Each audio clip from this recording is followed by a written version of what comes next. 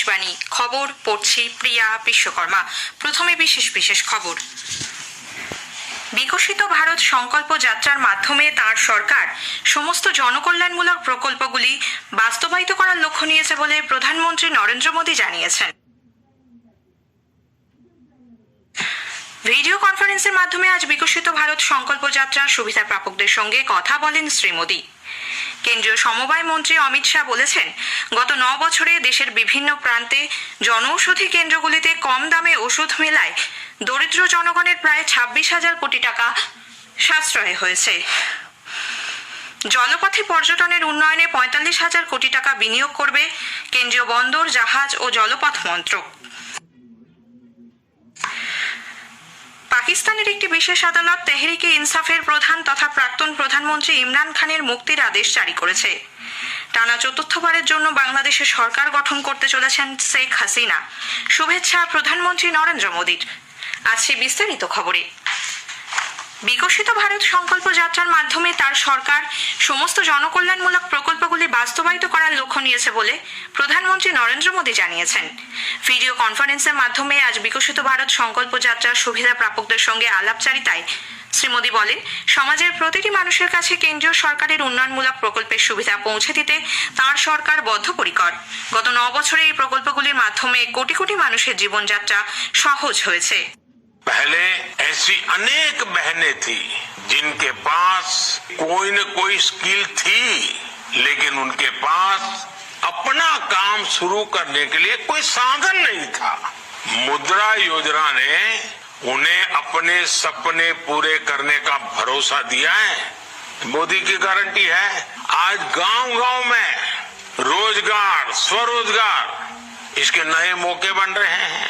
बीते 10 वर्षों में महिला सेल्फ हेल्प ग्रुप से 10 करोड़ बहनें जुड़ चुकी हैं। 2-3 দিন আগেই এই যাত্রার 50 দিন পূর্ণ হয়েছে বলে তিনি মন্তব্য করেন। এখনো পর্যন্ত এই যাত্রায় 11 কোটি মানুষ যোগ দিয়েছেন। প্রধানমন্ত্রী বলেন, দেশের বৃহৎ জনগোষ্ঠীর দৈনন্দিন জীবনকে আরো সহজ করে তুলতে সরকার দরিদ্র, কৃষক, মহিলা এবং যুবকদের ভবিষ্যৎ গঠনে জোর দিচ্ছে। এই 4 সম্প্রদায়ের উন্নতি হলেই দেশ শক্তিশালী হয়ে উঠবে বলে তাঁর অভিমত। যাত্রা শুরু হওয়ার পর থেকে উজ্জ্বলা গ্যাসের সংযোগের জন্য 12 লক্ষ নতুন আবেদন জমা পড়েছে। মহিলাদের ক্ষমতায়নে সরকারের বিভিন্ন উদ্যোগের কথা তুলে ধরে তিনি বলেন, মুদ্রা যোজনার মাধ্যমে সহজেই ব্যাংক থেকে ঋণ মিলছে। ব্যাংক মিত্র, পশু সখী এবং আশাকর্মী হিসেবে মহিলাদের ভূমিকার প্রশংসা করেন প্রধানমন্ত্রী। অযোধ্যায় আগামী 22শে জানুয়ারি রাম মন্দিরের উদ্বোধনের আগে প্রধানমন্ত্রী নরেন্দ্র মোদী তীর্থস্থানগুলিকে পরিচ্ছন্ন করার লক্ষ্যে সারা দেশে স্বচ্ছ মন্দির অভিযান শুরু করেছেন। ইনস্টাগ্রামে শেয়ার করা একটি ভিডিওতে প্রধানমন্ত্রী অযোধ্যাকে ভারতের সবচেয়ে পরিচ্ছন্ন শহর হিসেবে গড়ে তুলতে নাগরিকদের ঐক্যবদ্ধ হওয়ার আহ্বান জানান। দেশের জনগণকে মকর সংক্রান্তি থেকে 22শে জানুয়ারি পর্যন্ত ছোট ছোট তীর্থস্থানগুলিতে পরিচ্ছন্নতা অভিযান শুরু করতে বলেছেন তিনি। অযোধ্যার বাসিন্দাদের উদ্দেশ্যে প্রধানমন্ত্রী বলেন, দেশের মানুষ এখন নিয়মিত অযোধ্যা সফর করবেন, তাই অযোধ্যার বাসিন্দাদের রামনগরীকে ভারতের সবচেয়ে পরিচ্ছন্ন শহর হিসেবে গড়ে তোলার শপথ নিতে হবে। কেন্দ্রীয় স্বরাষ্ট্র সমবায় মন্ত্রী অমিত শাহ বলেছেন, গত 9 বছরে দেশের বিভিন্ন প্রান্তে জনঔষধি কেন্দ্রগুলিতে কম দামে ওষুধ মেলায় দরিদ্র জনগণের প্রায় 26,000 কোটি টাকা সাশ্রয় হয়েছে। নতুন দিল্লির বিজ্ঞান ভবনে আজ প্রধানমন্ত্রী ভারতীয় জনঔষধি কেন্দ্র হিসেবে প্রাথমিক কৃষি ঋণ প্রদানকারী সমিতি প্যাক্স বিষয়ে জাতীয় প্যাক্স মেগা কনক্লেভে যোগ দিয়ে তিনি ভাষণ দিচ্ছিলেন।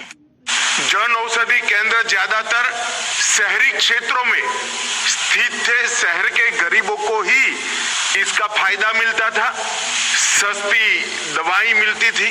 वो सिर्फ शहर के लोगों को ज्यादातर मिलता था, मगर पैक्स के माध्यम से आज ग्रामीण क्षेत्र के गरीब और किसानों के लिए भी ये सस्ती दवाइयां उपलब्ध होने जा रही है। इसका मुझे विशेष आनंद है। তিনি বলেন, আয়ুষ্মান ভারত মিশন, ইন্দ্রধনুষ, জল জীবন মিশন, ডিজিটাল স্বাস্থ্য, যক্ষ্মামুক্ত ভারত গঠন সহ কেন্দ্রের অন্যান্য গুরুত্বপূর্ণ উদ্যোগের ফলে দেশের স্বাস্থ্য পরিষেবার চিত্র সম্পূর্ণ বদলে গেছে। অনুষ্ঠানে কেন্দ্রীয় স্বাস্থ্যমন্ত্রী ডক্টর মনসুখ মান্ডভিয়া জানান, এ পর্যন্ত 2300টিরও বেশি কৃষি ঋণ সমিতি জনৌষধি কেন্দ্র হিসেবে কাজ করার প্রাথমিক ছাড়পত্র পেয়েছে। এর মধ্যে 500টি প্যাক্স ইতোমধ্যে কাজ শুরু করে দিয়েছে। দেশ জুড়ে 10,500টিরও বেশি জনৌষধি কেন্দ্রে 1965 ধরনের উন্নত মানের জেনেরিক ওষুধ, অস্ত্রোপচারের জন্য ব্যবহৃত 293টি সার্জিক্যাল ও অন্যান্য পণ্য খোলা বাজারের তুলনায় 50 থেকে 90% কম দামে পাওয়া যাচ্ছে বলে ডক্টর মান্ডভিয়া উল্লেখ করেছেন। খারাপ আবহাওয়ার কারণে কেন্দ্রীয় স্বরাষ্ট্রমন্ত্রী অমিত শাহর আগামীকালের জম্মু সফর বাতিল করা হয়েছে। সফরকালে বিকশিত ভারত সংকল্প যাত্রায় যোগ দেওয়ার পাশাপাশি 1,379 কোটি টাকার একগুচ্ছ উন্নয়নমূলক প্রকল্পের উদ্বোধনের কর্মসূচি ছিল তার। জম্মু ও কাশ্মীরের নিরাপত্তা পরিস্থিতি পর্যালোচনা করারও কথা ছিল।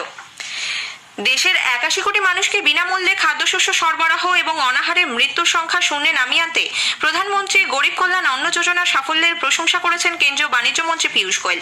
গ্রেটার নয়ডায় ইন্ডাস ফুড 2024 প্রদর্শনীর উদ্বোধনী অনুষ্ঠানে আজ শ্রী গোয়েল দেশের বৈচিত্র্যময় খাদ্য শিল্পের এবং বিশ্ববাজারে তার সম্ভাবনার কথা তুলে ধরেন।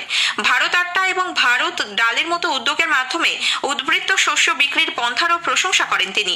এক্ষেত্রে মহিলাদের ভূমিকার উপর জোর দিয়ে শ্রী গোয়েল বলেন, প্রযুক্তি এবং স্বাদের সংমিশ্রণের সময় হলো এখন। বিলকিস বানো মামলায় দোষী সাব্যস্ত 11 জনের সাজা মকুবের গুজরাট সরকারের সিদ্ধান্তকে খারিজ করে দিয়েছে সুপ্রিম কোর্ট। বিচারপতি বি.ভি. নাগারত্ন এবং বিচারপতি উজ্জ্বল ভুয়ানের ডিভিশন বেঞ্চ গুজরাট সরকারের সমালোচনা করে বলেছে, ওই 11 জনকে মুক্তি দেওয়ার কোনো অধিকার তাদের নেই। সেই সঙ্গে আগামী 2 সপ্তাহের মধ্যে দোষীদের আত্মসমর্পণ এবং পুনরায় জেলে পাঠানোর নির্দেশ দিয়েছে শীর্ষ আদালত। ক্ষমতার অপব্যবহার করে গুজরাট সরকার এই সিদ্ধান্ত নিয়েছে বলে বেঞ্চের অভিমত। উল্লেখ্য, 2002 সালে গোথরা কাণ্ডের পর দাঙ্গা চলাকালীন 5 মাসের অন্তঃসত্ত্বা বিলকিসকে গণধর্ষণ করা হয়, হত্যা করা হয় 3 বছরের শিশুকন্যা সহ পরিবারের অন্যান্য সদস্যদের। এরপর 2022 সালের 15ই আগস্ট সাজাপ্রাপ্ত 11 জনকে মুক্তি দেয় গুজরাট সরকার। খবর শুনছেন আকাশবাণী থেকে। কেন্দ্রীয় বন্দর জাহাজ ও জলপথ মন্ত্রক জলপথে পর্যটনের উন্নয়নে 45,000 কোটি টাকা বিনিয়োগ করবে। কলকাতায় আজ ইনল্যান্ড ওয়াটারওয়েজ ডেভেলপমেন্ট কাউন্সিল বা আন্তঃরাজ্য জলপথ উন্নয়ন পরিষদের প্রথম বৈঠকের পর বন্দর জাহাজ ও জলপথ বিষয়ক মন্ত্রী সর্বানন্দ সোনোয়াল একথা জানিয়েছেন। তিনি বলেন, বর্তমানে 2 লক্ষ পর্যটক বহনের ক্ষমতা সম্পন্ন রিভার ক্রুজ চালু রয়েছে। আগামী দিনে 15 লক্ষ পর্যটক বহনের ক্ষমতা সম্পন্ন রিভার ক্রুজ নির্মাণের লক্ষ্যমাত্রা নেওয়া হয়েছে। পাশাপাশি পরিবেশ বান্ধব 1000 গ্রিন ভেসেল নির্মাণের জন্য 15,000 কোটি টাকা বিনিয়োগ করা হবে। মন্ত্রী জানান, জলপথ পরিবহনের মাধ্যমে বাণিজ্য বৃদ্ধিতে দেশের 20,000 কিলোমিটার আন্তঃরাজ্য জলপথকে উন্নত করা হচ্ছে। বর্তমান সরকার ক্ষমতায় আসার পর কলকাতা বন্দরের পরিকাঠামোগত উন্নয়ন করা হয়েছে এবং এর ফলে প্রতি বছর এই বন্দরে 500 কোটি টাকার বেশি লাভ হয়। বায়ুসেনা প্রধান এয়ার চিফ মার্শাল ভি.আর. চৌধুরী বলেছেন, ভারতের বৈচিত্র্যই তার শক্তি। ঐক্য সংহতির মাধ্যমেই ভারত বিশ্বের দরবারে নিজেকে মহান জাতি রূপে তুলে ধরতে পারে। নতুন দিল্লিতে আজ এনসিসি ক্যাডেটদের উদ্দেশ্যে তিনি বলেন, শৃঙ্খলা, দেশপ্রেম ও জনসেবার মাধ্যমে কোটি কোটি মানুষের জীবনে পরিবর্তন আনতে উল্লেখযোগ্য অবদান রেখেছে যুবদের এই প্রতিষ্ঠান। এয়ার চিফ মার্শাল সাধারণতন্ত্র দিবসের কুচকাওয়াজে নির্বাচিত হওয়ায় ক্যাডেটদের অভিনন্দন জানান। রাজ্যসভার দ্বিবার্ষিক নির্বাচনে দিল্লি থেকে আম আদমি পার্টির প্রার্থী সঞ্জয় সিং, এনডি গুপ্তা এবং স্বাতী মালিয়াল আজ মনোনয়ন জমা দিয়েছেন। দিল্লি থেকে মনোনয়ন জমা দেওয়ার আগামীকালই শেষ দিন। 19 তারিখ ভোট গ্রহণ।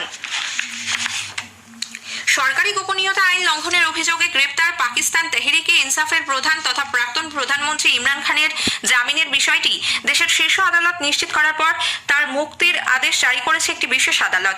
বিশেষ আদালতের বিচারক আবুল হাসনাত জুলকারনাইন আজ এই নির্দেশ দেন। এই মামলায় জামিন পেলেও 190 মিলিয়ন পাউন্ডের তোষাখানা মামলায় ধৃত ইমরানকে আদিয়ালা জেলেই থাকতে হবে। উল্লেখ্য, সাইফার মামলায় গত বছর ডিসেম্বরে ইমরান খান ও পাকিস্তানের প্রাক্তন বিদেশমন্ত্রী শাহ মেহমুদ কুরেশির জামিন মঞ্জুর করে পাকিস্তানের সুপ্রিম কোর্ট। বাংলাদেশের শেখ হাসিনার নেতৃত্বাধীন আওয়ামী লীগ জাতীয় নির্বাচনে বিপুল সংখ্যাগরিষ্ঠতা নিয়ে ফের ক্ষমতায় আসতে চলেছে। এই নিয়ে টানা 4র্থবার সরকার গঠন করতে চলেছেন হাসিনা।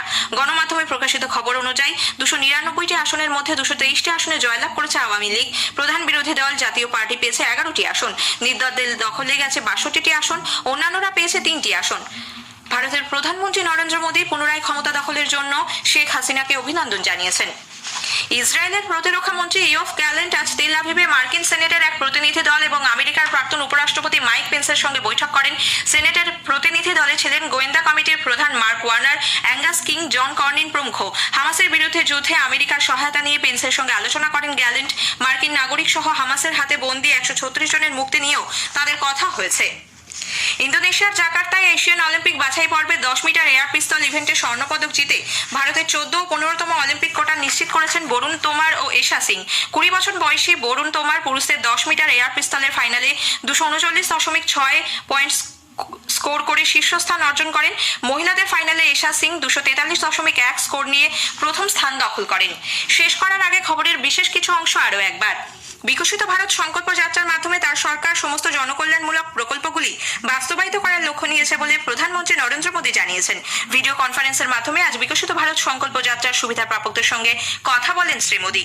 কেন্দ্রীয় সমবায় মন্ত্রী অমিত শাহ বলেছেন, গত 9 বছরে দেশের বিভিন্ন প্রান্তে জনঔষধি কেন্দ্রগুলিতে কম দামে ওষুধ মেলায় দরিদ্র জনগণের প্রায় 26,000 কোটি টাকা সাশ্রয় হয়েছে। খবর শেষ হলো।